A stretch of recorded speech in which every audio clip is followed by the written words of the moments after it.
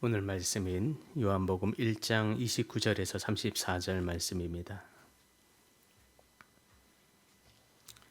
한 목소리로 함께 봉독합니다. 이튿날 요한이 예수께서 자기에게 나오심을 보고 이르되 보라, 세상 죄를 지고 가는 하나님의 어린 양이로다. 내가 전에 말하기를 내 뒤에 오는 사람이 있는데 나보다 앞선 것은 그가 나보다 먼저 계심이라 한 것이 이 사람을 가리킴이라. 나도 그를 알지 못하였으나 내가 와서 물로 세례를 베푸는 것은 그를 이스라엘이 나타내려 함이라 하니라. 요한이 또 증언하여 이르되 내가 봄에 성령이 비둘기같이 하늘로부터 내려와서 그의 위에 머물렀더라. 나도 그를 알지 못하였으나 나를 보내어 물로 세례를 베풀라 하신 그이가 나에게 말씀하시되 성령이 내려서 누구 위에든지 머무는 것을 보거든 그가 곧 성령으로 세례를 베푸는 이인 줄 알라 하셨기에 내가 보고 그가 하나님의 아들이심을 증언하였노라 하니라. 아멘. 이튿날 요한이 예수께서 자기에게 나오심을 보면서 보라, 세상 죄를 지고 가는 하나님의 어린 양이로다.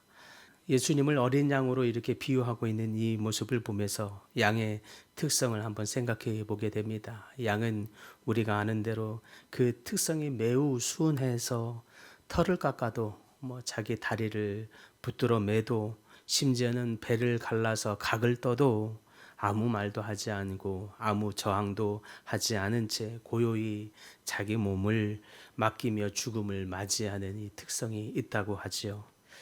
성경이 말하는 하나님의 어린 양이 또 이와 같습니다. 이사야 선지자는 어린 양이신 예수님을 이렇게 비유하고 있습니다. 그는 도수장에 끌려가는 어린 양과 같이 그의 입을 열지 아니하였도다. 잠잠히 묶이시고 있는 이 어린 양의 모습입니다. 그런데 그분의 이 잠잠하심, 그 침묵은 우리를 살리는 사랑인 것을 또한 보게 됩니다. 요한복음 1장 29절에 보니까 세례 요한은 예수님을 바라보면서 이렇게 외치고 있는 것을 봅니다. 보라, 세상 죄를 지고 가는 하나님의 어린 양이로다. 요한은 즉 예수님이 어떤 분이신지 명확하게 잘 알고 있었습니다. 그래서 예수님을 향하여 묘사하기를 30절에 보니까 나보다 먼저 계시니요 라고 증언하고 있습니다. 물리적으로는 그리고 육체적으로는 사실 세례 요한이 이 세상 가운데 먼저 태어났다고 할 수 있습니다.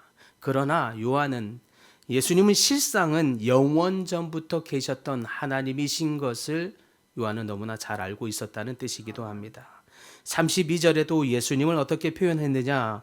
성령이 비둘기같이 하늘로부터 내려서 그의 위에 머무는 것을 보라라고 얘기합니다. 즉 성령이 비둘기같이 하늘로부터 내려서 그 위에 머무시는 분, 그 예수님이 바로 참된 메시아이심을 나타내고 있는 것입니다. 34절에는요 표현하기를 내가 보고 그가 하나님의 아들이심을 증언하였노라 라고 표현하고 있습니다. 결국 세례 요한의 결론은 이것이었으니 예수님이야말로 하나님의 아들이요 하나님의 어린 양이십니다 라고 하는 사실을 증언하고자 한 것이 바로 세례 요한의 결론이라 할 수 있겠습니다.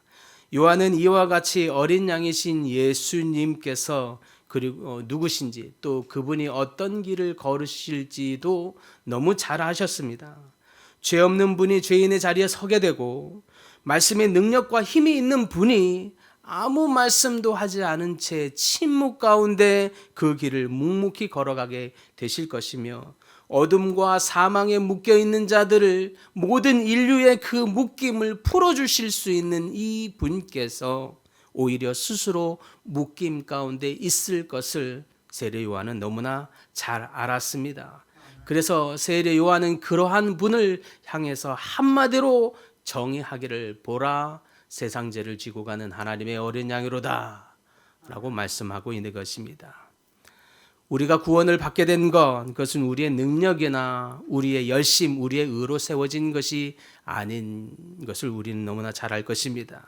우리의 구원은 우리의 스스로 이루어낸 것이 아니라 오히려 잠잠히 스스로 십자가에 묶이신 이 어린 양의 순종으로부터 이루어진 것이겠습니다.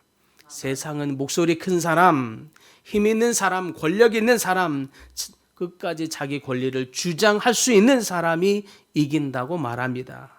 그래서인지 때로는 교회 공동체 안에서도 너무 세상적이고 육체적인 모습이 고스란히 나타낼 때가 있습니다. 참 많이 수근수근하고 비난하고 평가하고 험담하고 도마 위에 올려서 많은 이야기들을 끊임없이 하면서 자기 뜻, 자기 생각을 주장하고 나타냅니다. 그러나 복음의 중심에 계신 예수님은 십자가 앞에 서서 침묵하셨습니다. 잠잠히 그의 사명을 감당하셨다라고 하는 사실입니다. 심지어는 조롱 앞에서도 침묵하셨고 부당한 재판 앞에서도 침묵하셨으며 채찍과 못박힘 앞에서도 스스로 아무 변호를 하지 않으시기까지 침묵하셨습니다. 내가 무슨 의도에서 그랬노라고, 내가 그럴 수밖에 없는 사정이 있었노라고 좀 항변할 만한데 조금도 변호하지 않으시기까지 잠잠하셨습니다. 그 침묵은, 그 잠잠하신 것은 포기가 아니라 가장 큰 사랑의 발로였습니다. 내가 대신 너희 죄를 짊어지겠다라고 하시는 하나님의 침묵이셨습니다. 내가 대신 너희를 위하여 묶이겠다라고 하시며 잠잠함 가운데 묶이셨습니다. 내가 침묵함으로 대신 너희를 위하여 변호하겠다 하시며 우리 죄를 변호하셨습니다. 잠잠한 어린 양의 그 침묵 위에 우리의 구원이 있음을 믿으시기 바랍니다. 그분의 묶이심 위에 우리의 자유가 있게 되었고 그분의 그 죽기까지 다하셨던 잠잠하심 위에 우리의 생명이 주어졌다라고 하는 사실입니다. 우리를 구원하기까지 대가 지불하셨던 그 예수님의 사랑은 이와 같이 말로써 이루어진 것이 아니라 오히려 침묵이라고 하는 가장 강력한 실천으로서 주어졌다고 하는 사실입니다. 이 사실을 깨닫는 여러분 모두가 될 수 있기를 간절히 소망합니다. 그러므로 사랑하는 성도 여러분, 주님의 백성은 이와 같은 예수님의 행하심을 닮아가는 사람이어야 할 줄 믿습니다. 그리스도를 증언하는 것은 또한 단순히 확성기가 같은 큰 목소리로 증언하는 것도 아님을 우리는 알아야 할 것입니다. 세상처럼 떠들썩하고 시끄러운 소리로 그리스도의 복음이, 사랑이 증언되는 것이 아니라 어린 양의 침묵과 같은 잠잠한 태도가 오히려 그리스도의 사랑을 더 강력하게 증언할 수 있다라고 하는 사실입니다. 정죄와 비난의 언어 대신에 사랑과 용서의 언어로 증언되는 것, 그것이 그리스도의 사랑입니다. 내 생각, 내 뜻, 내 권리를 먼저 주장하는 삶이 아니라 그것을 마음껏 행사할 수 있으나 기꺼이 잠잠히 묶이셨던 그분의 그 순종으로 그리스도의 사랑을 우리의 삶으로 증언할 수 있는 줄 믿습니다. 그러므로 우리의 말이 크지 않아야 하겠습니다. 더더욱 그의 말 안에 하나님의 마음이 담겨 있는 것이 아니라면 더욱 잠잠해야 할 줄 믿습니다. 우리의 이름이 알려지지 않아도 좋겠습니다. 우리의 이름이 알려지는 것보다 하나님의 영광이 드러나는 것이 더 큰 목적이어야 할 줄 믿습니다. 중요한 것은 우리의 침묵 속에서 이루어지는 작은 친절, 조용한 용서, 우리의 숨은 헌신이 더욱 강력한 힘을 발휘하여 열방 가운데 하나님의 사랑을 증언할 수 있는 그러한 강력함으로 나타날 수 있기를 바랍니다. 그때의 세상 사람들이 말하게 될 것입니다. 보라, 세상 죄를 지고 가는 하나님의 어린 양이로다 함같이 저 사람이야말로 잠잠히 끌려가신 어린 양을 닮았도다 라고 하게 되기를 간절히 소망합니다. 그러므로 사랑하는 성도 여러분, 이와 같은 잠잠히 끌려가심으로 하나님의 사랑을 나타내셨던 그 예수님이 생각나는 사람, 바로 여러분 모두가 되기를 간절히 소망합니다.